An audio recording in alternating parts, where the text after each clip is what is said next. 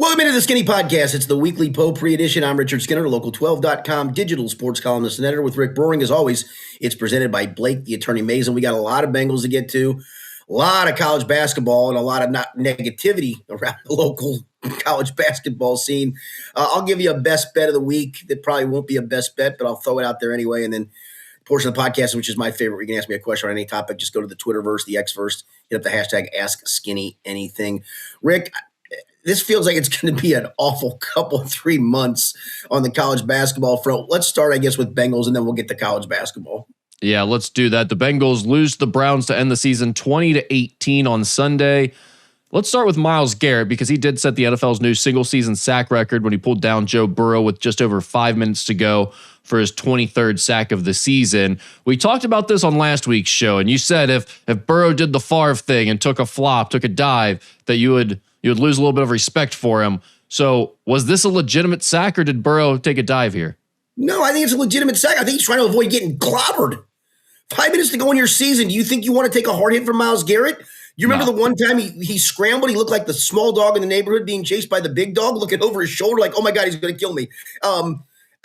I really like Kyle Brandt of Good Morning Football. He can get hot takey, but I do like him. He had that hot take of Burrow taking a dive, and I'm like, no, dude, he didn't take a dive. He just didn't want to get clobbered. And what's wrong with that? I think it's somewhere in between. I think in his mind, what he saw developing there was, I'm probably going to get caught by somebody here. Like, I might be able to get away from Myles Garrett, but I'm going down on this play. Like, I'm not going to get out of all of this. Haven't we asked him to do that? Yeah, and then, right, like, I don't have a huge issue with it, but I do think he was like, okay, it's getting late in this game. I'm probably going to go down here anyway. Let me lay down for Myles and let him get this. I do think he laid down for Myles Garrett on that play. I don't. When that happened in real time, that thought never even entered my mind whatsoever. I don't think anybody sitting around me in the press box thought anything other than he just really, got because I think everyone watching it live on TV did think that for the most part. Yeah, I think he did exactly what we've asked him to do at times, which is get out of harm's way, especially with 5 minutes to go in a lost season. The last thing you need him doing is running around like a chicken with his head shot. I mean, it was bad enough on the one where he kept looking over his shoulder for Garrett and got to at least safety. That was bad enough. But when you're caged in like that, and Myles Garrett's somewhere lurking, just get down. Yeah, and like, to be clear, I think this is a weird situation where it's like in between. I don't think this is one where you would lose any respect for him, because he was probably going to get sacked regardless. I don't think there was like anywhere for him to go and make a play there. But I also think he didn't like put up a fight and try to get away from Myles Garrett there. I think he went ahead and just was like, all right, here you go. Have your sack, buddy. Celebrate. And that's like, I don't think that there's an issue with that in that situation, because I don't think he was going to get away. I do think he was going to go down regardless. So it didn't bother me, but I did think it was funny how it ended up playing out after we had that conversation, because it ended up being like just enough in that gray area where people were going to have the conversation and there were going to be some hot takes about it. Yeah, the Brett Favre one was a blatant laydown, though. Right. I mean, that one was literally like, I'm going to take 2 steps back and I'm going to fall down and you're going to touch me and that's going to be that. This was a play. And listen, they were playing that game to win in a way, and I'll tell you why I don't think they were completely playing it to win. They were playing that game to win in a way, Rick, right? And you're going to take a sack down 2 as you're trying to drive for the winning score? I don't think so, man. Yeah, no, and that would be my point about it. It's not that, like, the Favre one, you could almost question if Favre called a broken play there on purpose. Like, he literally took 2 steps back, had a handoff that was like he wasn't even close to making the handoff, and then took 2 steps towards Strahan and laid down. Like, it was an obvious he was giving him the thing. That wasn't the situation for Burrow. Burrow was running a real play, and I think he saw what was going on around him and was kind of like, all right, I'm not going to take a big hit here. I'm not going to make you chase me and let someone else get this sack. I'm going to go ahead and let you have it right here, and I'll go down for you. A lot of people, including Zach Taylor, were worked up that the ref stopped the game and let the Browns come out on the field and celebrate right there when it happened in the middle of a Bengals drive on second down and in a close game. What did you think about that? Yeah, if it wasn't conveyed to the Bengals that the game was going to stop, and it was apparently not, then yeah, that shouldn't have been allowed. Listen, it is in the middle of a drive. Teams sometimes play up tempo, right? Like, you have a play and you want to get right back to the line of scrimmage and run the next. What if that's what the Bengals were trying to do in that circumstance? It's one thing after that drive is over to perhaps at that point recognize it in the game, like when you've changed possession or the Bengals would have scored, whatever. At that point, then you can recognize it because play has been stopped. It's a change of possession. Recognize on the scoreboard. Let his teammates, come out and celebrate with him and all that stuff. But yeah, I thought that was absolutely asinine.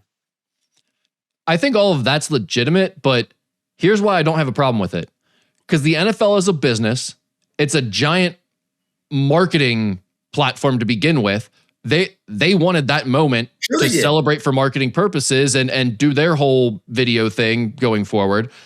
If you don't want that to happen to you, you don't want them to have a celebration in the middle of a game like that when you're trying to make a meaningful drive, then don't end up in a meaningless football game.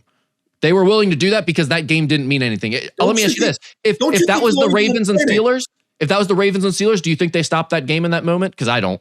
I don't either. No, I don't. But right. So that would be my point. Playing a meaningful game then. Yeah. I'll go back to this. At the worst part of this is the NFL should have at least conveyed to the Bengals, if he gets the sack, we're stopping the game no matter when that is. Correct. What if that sack happens with 32 seconds to go and the Bengals knocking on the door on the Cleveland 7-yard line?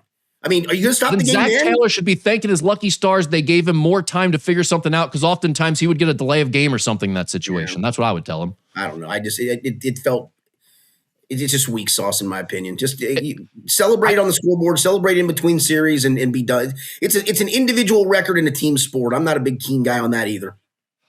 I don't disagree with what you're saying. Like, if I'm the Bengals, I would probably be bitching and moaning about this because that's not how it should happen. But from an outside perspective, I would be like, yeah, I mean, if I'm the NFL, who cares about two teams playing a meaningless game in the last game of the season as compared to someone setting the single season sack record? I'm going to choose that over the game from a business perspective. Then let the Bengals in on it. They should have told them. They should have told them. Yeah, they should have told them. But I don't have any trouble. I don't have any issue with them making that decision ultimately to interrupt the Bengals drive and let the Browns celebrate. Yeah, well, I don't know. I'm just there's a different way to do it, in my opinion. Yeah, they should have told him. I don't disagree with that. Jamar Chase's comments after the game, I thought this was maybe the most interesting part of the week. When asked afterward if he still had utmost confidence in Taylor and his coaching staff, Chase kind of paused for a second, and then he said, "I'm very confident in myself. I'm confident in the plays that are called for me to get open," and left it at that. What was that just post-game frustration after a loss, or do you think this has been building for Jamar? I think this has been building for Jamar, and I think this was his way of saying he's disappointed in everybody involved. And I don't. There's part of me that doesn't blame him for that. But it was interesting because there's also been the stories of Joe and Jamar going to management to convey their confidence in Zach Taylor. Maybe patience has waned. Maybe he didn't like. And I'll go back to what I talked about before, where they were playing to win, but at the same time, I didn't think they were. I mean, that game plan was very get it out of Joe Burrow's hands fast centric, and I understand that fully. And maybe that's what Jamar's mad about. Like, man, you didn't give me no deep shots down the field. I'm playing against a bunch of bum corners today because they're banged up. And I wonder if that was the frustration part of that for him, that he didn't get targets down the field because the Bengals didn't want Joe to hang on to the football for a long time and potentially get exposed to getting hit a bunch. And I fully understand that, but then it goes back to, if you're going to play him and you're going to play it to win, then play it to win or don't play him at all. What's the point? That's where I've been at the whole time. Like, once these games became meaningless, I think I would just get Joe Burrow the hell out of there for preservation's sake. Make sure he's good to go next year. And so you don't have decisions like this where you're caught in between of like, well, we're acting like we want to win. We can't tell all these other guys we don't want to win a game, but we want to keep Joe safe, so we're going to change the game plan because of that. I don't think that's the way to handle it. I don't think that's the way to coach, because it puts you in those types of situations. And I think that's the frustration of Jamar Chase that's understandable. We didn't do the things that we needed to do to try to win this game. And I thought it was fairly damning. I think it's certainly fixable. But I thought it was a little bit damning for sure.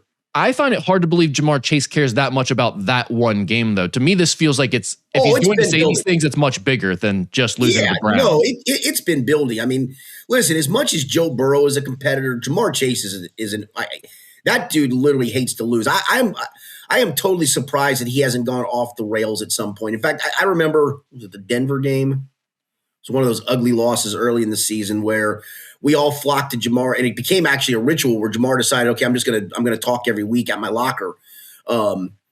He did get to the podium once when he had that big game against Pittsburgh. Most of it was at his locker so we all flocked to him that night waiting for the explosion. And actually, he was fairly calm and spoke very, very professionally, and I thought held himself very well and proved why he was a captain and tried to show some leadership. And I think he really tried that after every game. But I think as the losing mounted, and then you lose to these guys, in the way you lost it, where again it didn't feel like you unloaded all your bullets in the chamber in that game. I think that's where the frustration finally settled in for him. He didn't go completely off the rails, but when he was asked about the utmost confidence and didn't provide that, I think that was pretty damning.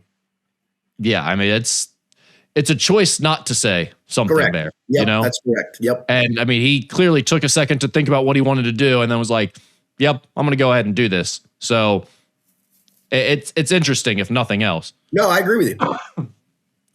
That was followed up on Monday by Mike Brown issuing a statement of support for Duke Tobin and Zach Taylor, acknowledging that they'll be back for next season. Quote, "After thoughtful consideration, I am confident that Duke Tobin and Zach Taylor are the right leaders to guide us forward. They have proven they can build and lead teams that compete for championships. We trust their plans and expect to return to our desired level of success." Skinny, the media did a great job the last few weeks of preparing fans for this. I know Paul Dana wrote his thing. Everyone kind of wrote something about it, and we talked about this on the show. So it's not a surprise that there's not going to be any major changes. But what were your thoughts on maybe the release and Mike Brown stating this right at the end of the season as much as anything? Well, I think the release was probably smart on their part just to show the support. I also do think it put both those guys, because they were both named in that release, I think it's put them on watch that you got one more chance to get this right, fellas, and if you don't, you're on notice. I took that away from this as well. But I wrote this in a column on Monday. I mean, it was unsurprising, but it's also uninspiring. I mean, why are they the right leaders? And I point the finger more at Duke, as you know, than I do Zach. But why do you believe they're the right leaders? I know Mike in the statement, I don't know if you have the full statement in front of you, Rick, or not, but I know Mike also in the statement said, we've had 4 straight winning seasons and blah, blah. This isn't about winning seasons, man. This is about making the playoffs and making a deep run in the Joe Burrow era. And listen, I get it. Joe Burrow was hurt this year. He was hurt at the end of 2023. But in 2024, you got MVP caliber Joe Burrow, and you still didn't make the playoffs because the roster was not constructed very well on the defensive side. And then you ran the damn thing back because you thought, no, we're close. We'll make a little tweak here and a little tweak there. But pretty much, we lost a lot of one-score games. That's not going to happen to us again. Well, then Joe Burrow got hurt. And here's the other part to this, too. You went this season with the offensive line getting better and better and being fairly healthy for most of the season. Do we think that's going to happen again? Unlikely. It's a big ask. And so you keep wasting these opportunities. And why should I have trust in Duke Tobin to get this right? You had a roster in 2022 that had gone to a Super Bowl and an AFC Championship game. And you've had 3 off seasons to refill that roster, rebuild that roster in some situations, restock that roster. And what have you failed to do? Do that exact thing. And that's why you're in the pickle you're in at the moment. Yeah, I'm with you on the Duke Tobin thing. It doesn't feel like there's much of a defense for wanting to keep him around. And also, I'm so interested in what he has to say to us on Friday. I really am.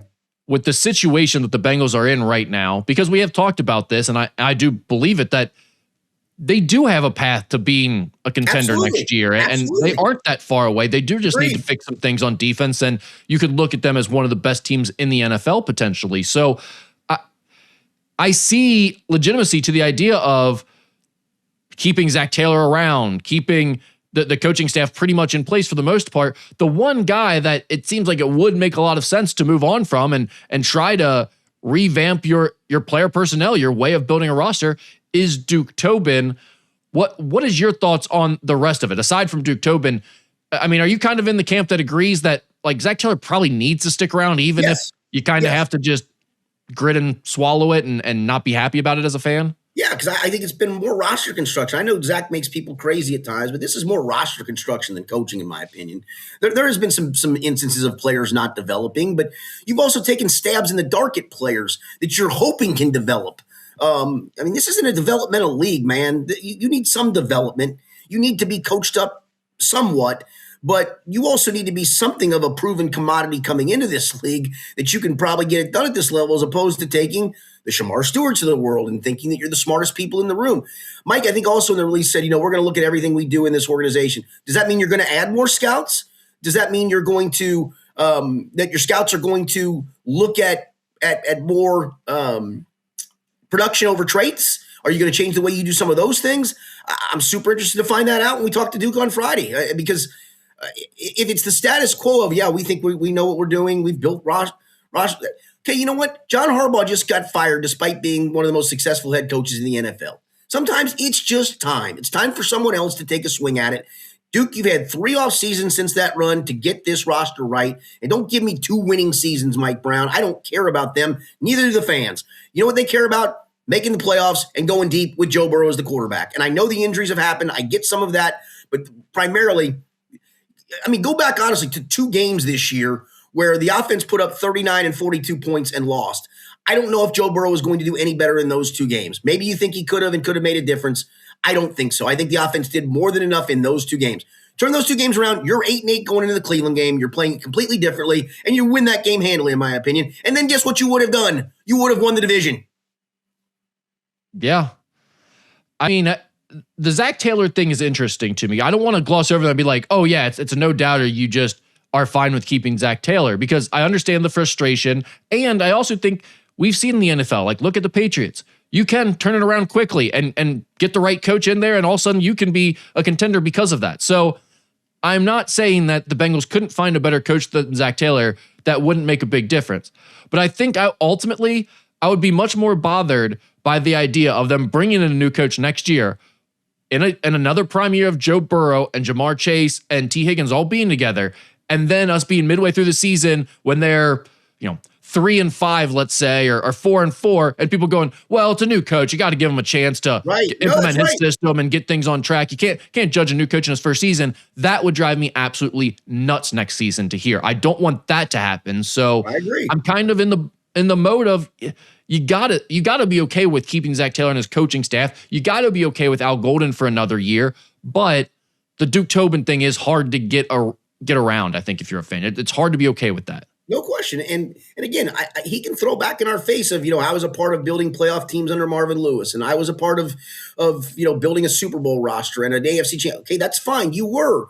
But it's a what have you done for me lately league. And sometimes maybe it's too knee-jerk. Like Harbaugh probably isn't knee-jerk, even though he's had great success. Something had to change in Baltimore. It was either Lamar had to go or Harbaugh had to go, and they decided Harbaugh had to go. And I get it. But you can see how quickly they pulled the plug on a potential – you can argue with me on this, on a potential Hall of Fame coach. You pulled the plug on a potential Hall of Fame coach.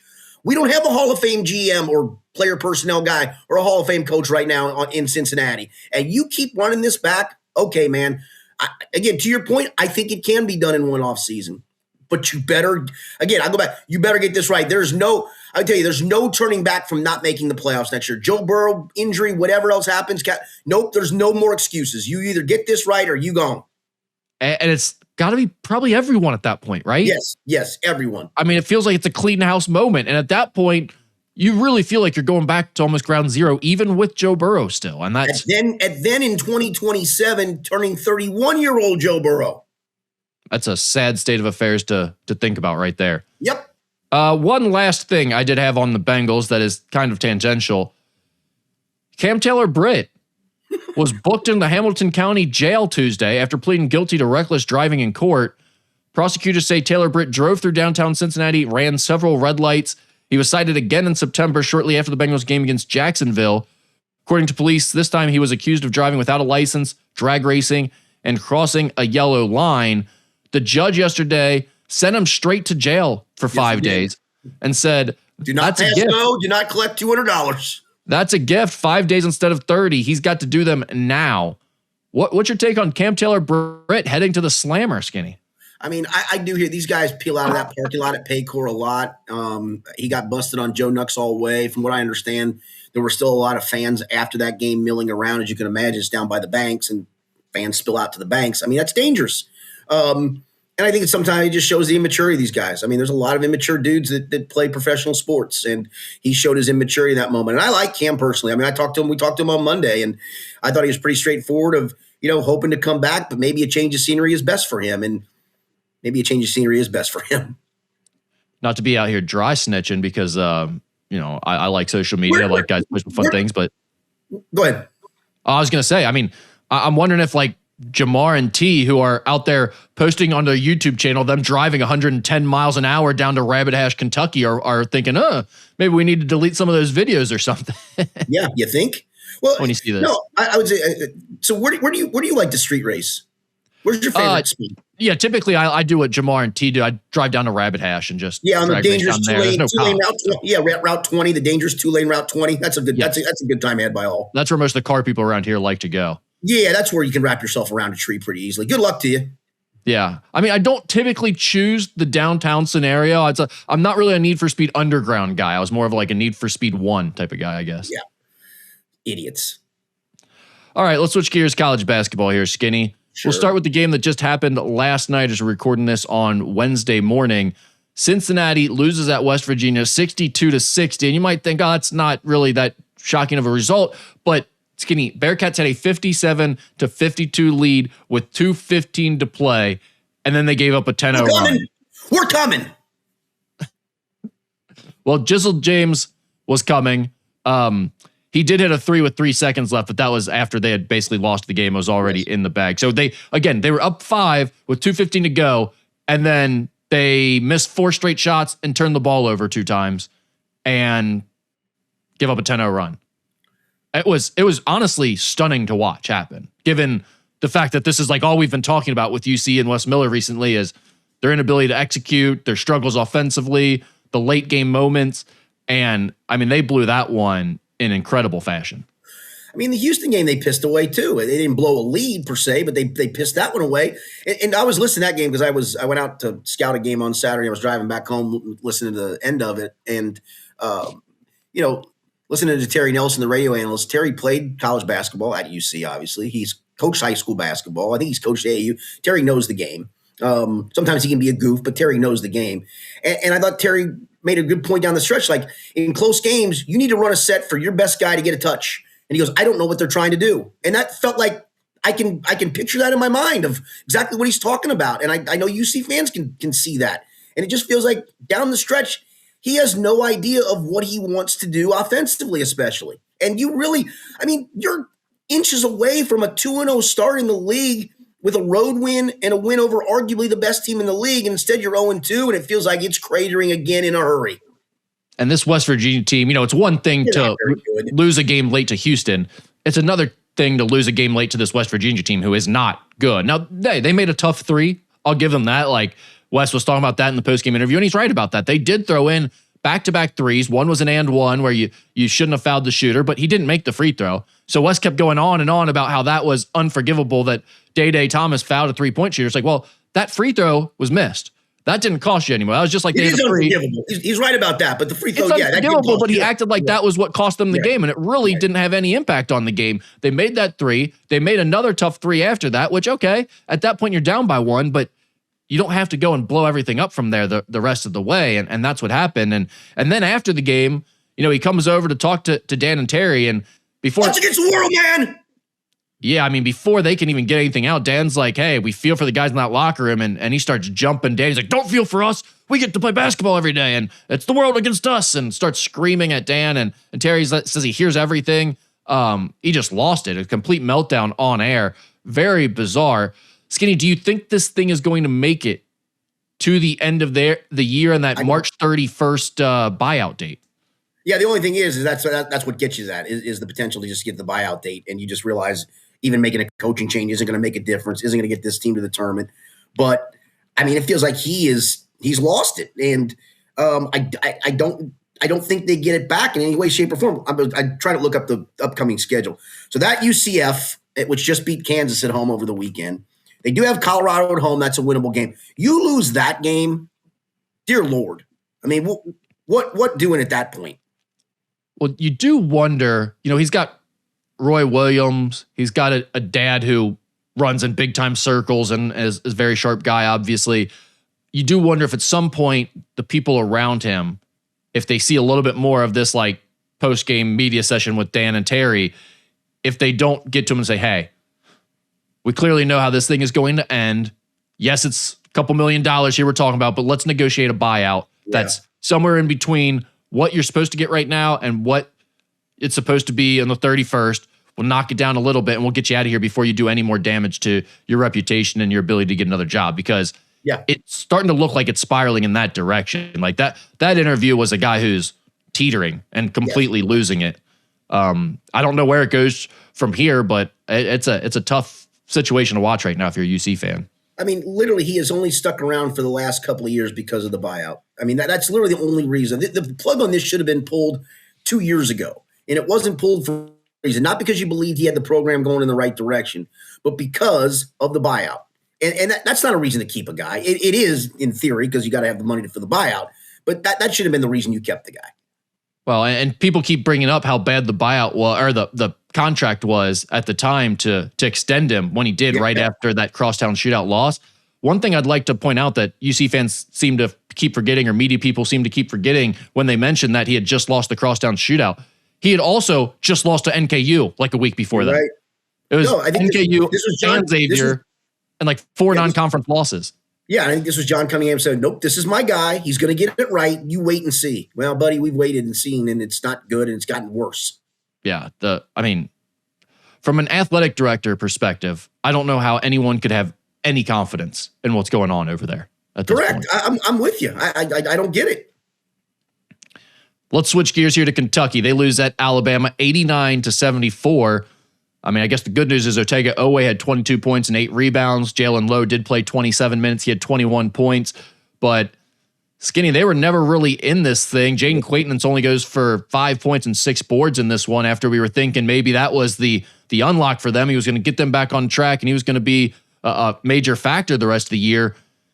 They kind of just got blown out here at Alabama. They're so soft defensively. I mean, listen, when you play Alabama, it's hard to help off, right? Because of how much they space the floor, and they're going to jack up 63s if you let them.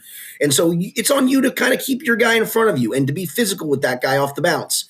And they just have none of that. Guys weasel their way into the paint, and then the help comes late, and then it's too far for you to recover, and you can't recover out. Bang, bang, 3. They get you on pick and rolls. They are just they are weak, and that's the disappointing part, because I always think physicality is fixable. I mean, as a coach, you can fix physicality. You can tell guys. I mean, that's why I love Houston. I love Houston for the reason of Kelvin Sampson knows what his team's identity is. He recruits to that identity. He coaches to that identity, and they play with that identity. I don't know what Kentucky's identity is on either end of the floor at the moment. Jalen Lowe is a good individual player, but he's so ball dominant that when he's in the game, the ball doesn't move an ounce. It's in his hands. He's looking to get downhill. And to his credit, for a team that's offensively challenged, it's kind of his responsibility to go do some of that stuff, but it doesn't make for good offense. Listen, and I would say going to Alabama and losing is not embarrassing. They are a good team. They are a Final Four caliber team because of their style of play and the guys they've got. But just that game itself just looked like, against any good team on the road, you have no chance. If you play that way, you're not beating anybody worth a damn on the road. Yeah, that's it. And it's not a big deal to lose to Alabama or to even have an uninspiring performance at Alabama. They do that to good teams occasionally. But to have the non-conference slate that you've had to this point, to need a win like that, to need a good showing in a big game on the road. A good showing. At least a good showing. If you'd get a good showing, you would have felt at least a little bit better. Yeah. If you lose that game 91-90 in a thriller, you're like, oh, we're fine. I mean, we're playing well right now. But to just have no chance, and like you said, get that feeling of like, man, any tough road game against a legit opponent, we're in trouble. Well, I mean, and it felt good to win those last 2 non-conference games that they needed, the bigger non-conference games, Indiana and St. John's. Until now, you look at Indiana and St. John's and go, they're okay. I mean, those aren't world beater wins. Right. Xavier loses at DePaul 86-77. XU was tied inside of 7 minutes and down by just 3 with about 3 minutes to play, but they missed 7 straight threes down the stretch to end the game. Trey Carroll had 17 points, 7 rebounds. It was, to me, this is like what I was worried about for Xavier when we were talking about how many Big East games they were going to win, and people were going, well, the Big East is soft this year. And I'm like, it is.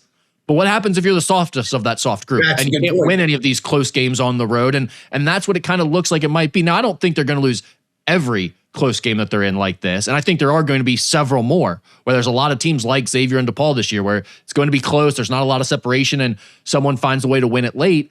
The question is, does Xavier have the offensive ability to find ways to pull these games out? Do they have the they don't have the defensive ability to rely on? Yeah, they don't have the defensive ability to do it. No, not at all. And that makes it difficult when you can't get stops. But on the offensive end, at times they can make plays, and at times they look like a free-flowing, high-scoring team. But in crunch time, when the other team's locked in on like, hey, Trey Carroll's not going to get to that Barkley action and beat us, we're going to make him give it up and what have you, and they're not as lackadaisical as you see on the defensive end, and they actually take away what you're doing, I don't know that Xavier has enough to beat teams in those situations, at least from what they've shown so far. Well, the next time, I guess they play DePaul one more time in the Big East round robin, but 2 more times from now when UC faces Chris Holtmann, will be in the crosstown shootout? So I'm just spitballing. Chris Holtmann is getting the UC job in that scenario, just to be clear? Yeah, I'm just spitballing. Okay. I mean, I've heard, so just today I've heard Chris Mack, I've heard Travis Steele. I heard Chris Mack. Who else has been considered? Well, we'll get to the UC job in a second, because actually someone asked about that and that's getting anything. Okay. Yeah. Let's wrap it up with NKU. They beat Youngstown State at home 94-79. Just an insane first half in this one, Skinny. They went out to a 50-24 lead at halftime. Then Youngstown State got it back within 7 at one point in the second half after being down by 26 at halftime. Then NKU turned it back on and put them away. Dan Goretzka had 26 points, 5 rebounds, 5 assists. He had 4 threes, and Donovan O'Day had 22 points. Those two have been a really dynamic backcourt in Horizon League play to this point. You did ask me last week. I was saying, I think that there's a lot of parity in the league. Top 5, 6, 7 teams maybe could win this conference. I wouldn't be surprised. You said, is Youngstown State included in that, even though they've gotten off to a little bit of a rough start? I said yes at the time. I'd like to retract that. I would be surprised if Youngstown State won it now, having seen them in person. I don't know how they won at Grand Canyon. The win against Wright State is impressive to start Horizon League play. Were they missing anybody? No. Are they missing anybody? No. And they've got a really good player in Chris Carroll, a player that will be in contention for player of the year in the conference. 46% three-point shooter, 6'6", 230-pound small forward. He can go inside and go outside. He can defend. So he can do it all. He's a really good player. And they have some other shooters on the offensive end, but overall, they just don't, aside from him, they don't have much that scares you. And I think other teams in the league have multiple guys. Yeah, no, I still think that was a good win. Yeah. Oh, yeah.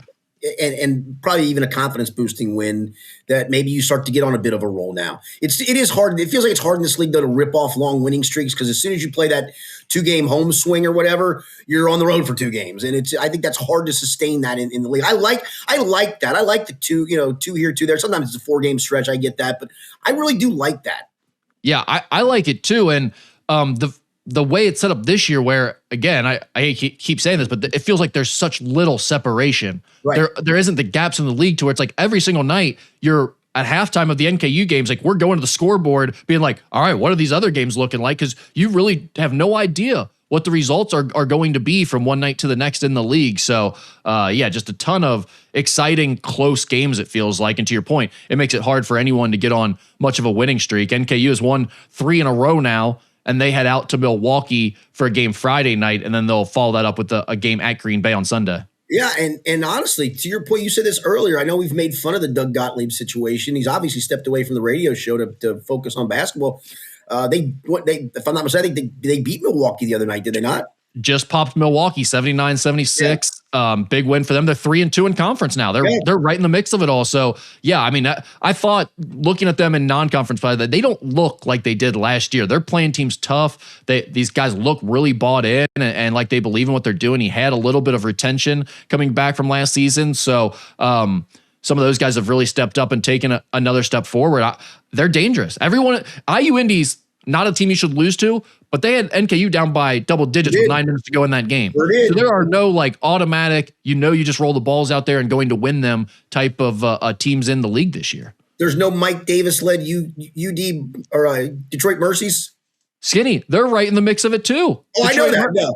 But yeah, Detroit Mercy is sitting there at 3-2 in conference play too. They just lost to Robert Morris, but they beat Youngstown State. They beat Cleveland State. So it's been an interesting year in the Horizon League, no doubt. Yep. All right. Let's get some Ask Skinny Anything. But before we do that, we don't have any local teams left. We talked about the college football playoff games last week that were already played. We do have the 2 games that are going to be played on Thursday and Friday night this week. Skinny, do you want to share any thoughts on those matchups, or if nothing else, just maybe a best bet? I mean, that Oregon-Indiana game is for the national championship, in my opinion. I think it's just going to be so damn good. If Indiana waxes Oregon, then you can probably just give them the crown. I don't think they do. I think I've told you, I've been bullish on Oregon since the playoff draw took place. They were my second pick to win it at 8-1 odds is what I got them at. So I'm rolling with Oregon. But the game to me, Ole Miss is getting 3.5 against Miami. I don't think Miami's very dynamic offensively. They are terrific defensively. Ruben Bain's a dude. But the way Trinidad Chambliss can just extend plays, I think he gets away from that pass rush enough, and I'm getting 3.5. I think Ole Miss wins the game outright. But for me, if I had a best bet for the weekend, it would be give me Ole Miss in the 3.5 points. I agree with that. I really like Ole Miss in this situation. I also wonder, going back to the teaser idea, is this one where you tag Ole Miss along with Oregon here at they're plus 3.5 right now. You take that up to 9.5. I think you feel pretty darn good about Oregon with that line. I think I'll probably do that too. I like that concept. I like that concept. So maybe there's a best bet for you. But I did. It's funny. We were talking about how great that Oregon-Indiana game was going to be last week. I didn't even realize at the time that NKU and Milwaukee will be tipping off at 8 p.m. during that game. So I will be missing most of that one.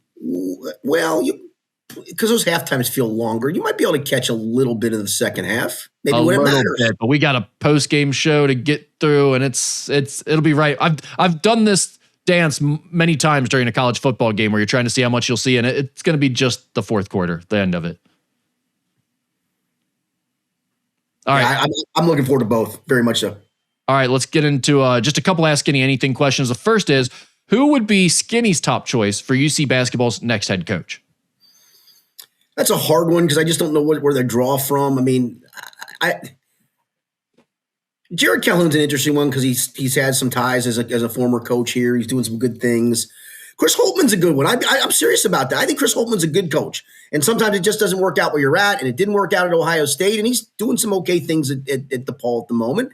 I don't know about running Chris Mack back, and I'm a big fan of Chris's, know him personally, and I would root for that because I do think Chris is a terrific coach.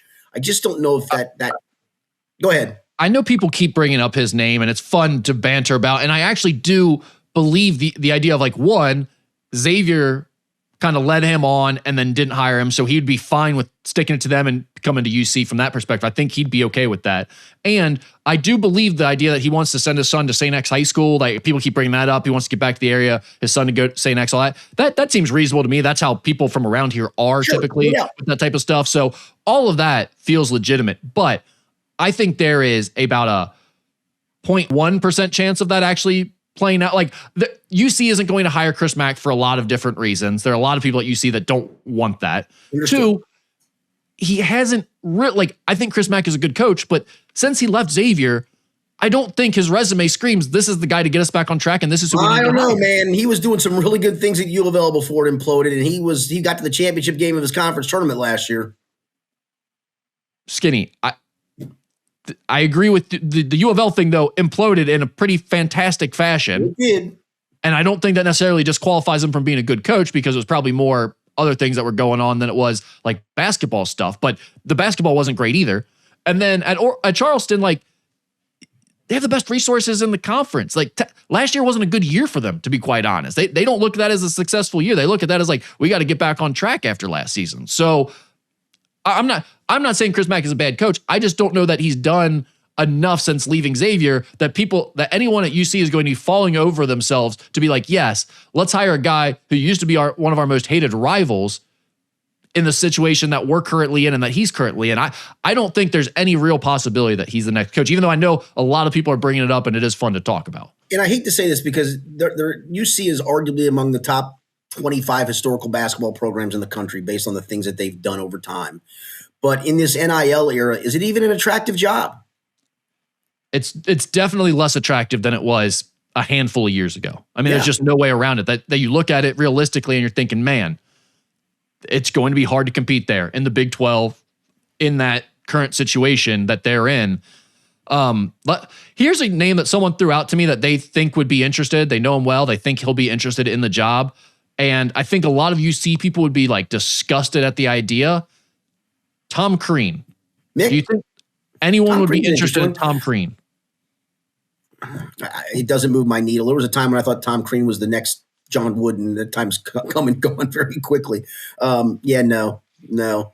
I kind of agree with that's what I told the person. I was like, I don't think they would even really consider him, but it's interesting if you really think he's going to go hard after it. Yeah, that feels very retread. And I know you could say the same thing about the Chris Holtmann take. I get it because it didn't work out great at Ohio State for him. But that would feel like a real retread hire, in my opinion. I haven't heard any names other than Jared Calhoun and Josh Schertz that feel really like intriguing or exciting to me from a UT fan perspective. Bring back Mick.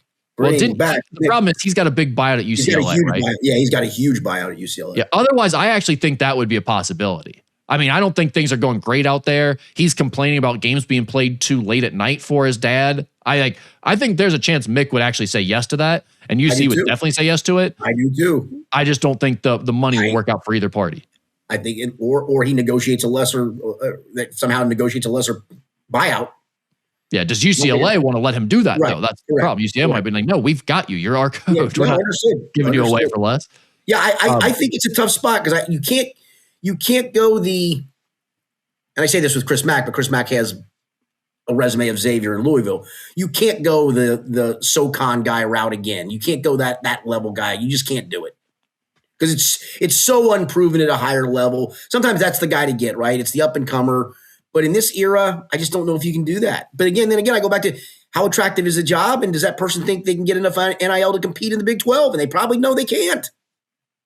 Well, and there's also that part of it of how much do you want to pay to a coach when the school now also has to pay for the roster? Right, that's right. Do you want to just decide, hey, we'll get the up-and-comer who costs us $2 million or $2.5 million, as opposed to going after the big name that costs us $4.5 million, and we'll spend that extra $2 on NIL or revenue share money for players. I don't know how they would view that in today's current climate, but people are putting a lot of eggs in the Jared Calhoun and Josh Schertz baskets, it feels like. And there are going to be more jobs than just UC opening up. So those guys are going to have other options. I don't know if UC will even be able to get either one of those two. And not saying they're slam dunk hires, but that it seems like those are the two that everyone seems to want right now. I mean, you went the NKU route once before. Oh, yeah, that didn't work out as well as you would have liked. Although I thought he did a good job. Yeah, I don't think that's going to happen. I don't think they'll go the Horizon League route, period. Yeah, I agree with you. I don't think they'll go the SoCon League route. Yeah, no, but I think it's a huge move that somebody has to make, and you're going to trust John Cunningham to make it again. And again, I just don't know how attractive that job is from a fan base perspective, from an arena perspective. Those are all great. It's a great fan base. It's a great arena. It's a great conference. But as I've always said, when you do these conference realignments, nobody thinks they're finishing 14th in the 14-team league until it's you. Do you think there's any of like these guys that have been in the MAC winning kind of steadily, but never having big success for years that like get considered here? Or I mean, Nate Oates coaching the MAC. He's done okay at Alabama, hasn't he? Yeah, I just don't. I'm trying to think of other names that I'm not like another group of names that would be considered, and I just don't know who that would be. It doesn't feel like there's a lot of obvious candidates right now. I know these things usually tend to work themselves out closer to March, but I can't imagine Travis would be a candidate either. I mean, God love him for what they're doing this year. It's all, and the fact that he's carried this into the MAC. I mean, their non-conference schedule was a joke, but he's carried it into the MAC, and they've won some MAC games and probably a couple of tough MAC games. Last night was not one of them. They were like a 13-point favorite and won by 12 or 13 points. I mean, congratulations on what he's doing. I just don't know if you go that route either. No, I don't think. Again, the people at UC. You got to factor in the UC Xavier part of this. Yeah, there is like a legitimate bias built in there that the people who make these decisions for UC still have feelings against Xavier and know what Travis Steele did there and everything. So there's no way that their fan base is going to be inspired enough by a Travis Steele hire that they are going to commit to that. So yeah, you can wipe off those former Xavier names that people are joking about and getting UC fans riled up with. Those aren't really going to happen, but they are fun to joke about. But aside from the two guys we've talked about, I don't see any other obvious names. I'm going to spend maybe the next few weeks when I talk to coaches or people in the business being like, who would you throw out there for this job? Who do you like? Because I haven't heard many good names. All right. Finally, this is an interesting question, actually. As someone who's covered this team, talking about the Bengals, by the way, someone who's covered this team in recent times and in the 90s, do you think social media, YouTubers, and podcasters with more opinionated views have changed the relationship between the media and the players compared to how it was 25 or 30 years ago when you were in the locker room? To some degree, yeah. I mean, some of it too is the players have direct access to the fan base now, as opposed to through me. That's changed across the board for everybody covering sports. There's no question that's happened. Look, the one thing is, and I don't want to knock anybody for putting out content. If you do it, good for you. I don't look at hardly any of it, but I know people do, and some find some of it interesting. All those things, but the one thing is, you can do all those things as an outsider, and you may have a better opinion than those of us that cover the team, but then you're also not accountable to anybody. Who are you accountable to? Yeah. And I mean, I'll even give credit to there are guys now that like James Rapine is on YouTube every day giving opinions, and then at least he is in the locker room showing up to where he is accountable for what he's saying. But I do think there's definitely a different tone to some extent from people that are covering the team. Like you wouldn't have had podcasts like this even from someone who's covering the team daily. Probably you wouldn't have had a lot of like YouTuber opinion type stuff there. I don't know if that makes it more contentious necessarily, because like back in the day you would have been on air doing Two Angry Guys stuff and you guys would be making jokes and ripping people and stuff. So it's not like that was completely gone. Like there was no opinions being given or thoughts about players or fans ripping players on air or anything like that. Like that, it's not like it didn't exist entirely. I can remember Jermaine Gresham, this was 2013 or 14. He never talked, but once a year, once a year when the media requests you actually have to talk. It's kind of it's an NFL rule. So he chose to do it. It's either right before the start of the season or in training camp. And so he looks at all of us and he says, "Which one of you is from Cincy Jungle?" And we're like, "None of us are, man." He goes, "Oh, what? They're not here?" And we're like, "No, they're not here." And we said, they do their job of aggregating stuff and do a good job of it. I said, but he goes, that's who I got a big beef with. And there you go. I mean, there's the thing. Yeah, it's just an aggregator, a blog site that doesn't really even, isn't doing journalism, isn't showing up.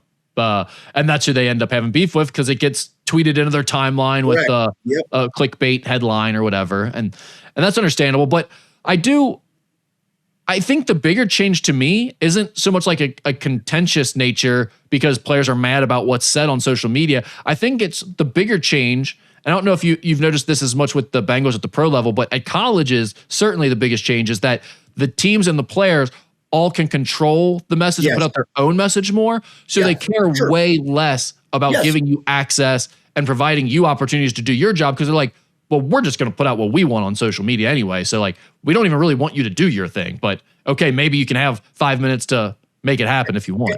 And then I call it the swarm of as soon as you go up to a player and that player is going to talk, here comes everybody else. And it used to be, it was less media, I guess, back in those days too. Right. And so, you really only had the two papers in town and the TV stations. The TV wasn't always there. So you had a lot of access to just individually talking to players.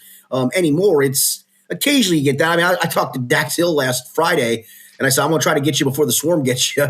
And we got done and he had about a minute from me walking away and I look and here they came. And I kind of looked back at him like, "Man, my bad. I probably kept you a minute too late. My fault." He's a good kid and he talked to them too, but it's like no good deed goes unpunished, right? Well, from that perspective, I'm actually curious about that too, because that's the part of covering the Bengals that I hated the most. When I was doing a little bit of fill-in work when I was with the Enquirer, I wanted to cover the Bengals bad, and I really didn't like it once I got the opportunity to do it a little bit for that reason, because I felt like everyone's just working on the same things. Yes. It's like you go get a quote from someone and anyone else sees that in the locker room, it's like now everyone's getting that quote and they're all writing that same thing that you're going to write. It's coming out somewhere. I mean, there's going to be multiple versions of what you wrote in different formats, even if maybe one person does it in a notebook. Always have hated press conferences, and that's gotten homogenized now. The quarterback on a Wednesday. The head coach. I used to be able to call, bad example, I used to be able to call David Shula and talk to him just on the phone for 10 minutes on a random Thursday. Yeah. So how much has that changed? And do you think that's like more about Jim Boeheim and Jim Calhoun where Guys could call those guys back in the day, and Jim Boeheim and Jim Calhoun would talk to you. Hell, I can still remember I was working at the Maysville Ledger Independent doing a story on Tommy Bowden, UK offensive coordinator, and called Bobby Bowden and spoke to him on the phone. Richard Holt for Coach Bowden. I'm like, what, seriously? Okay.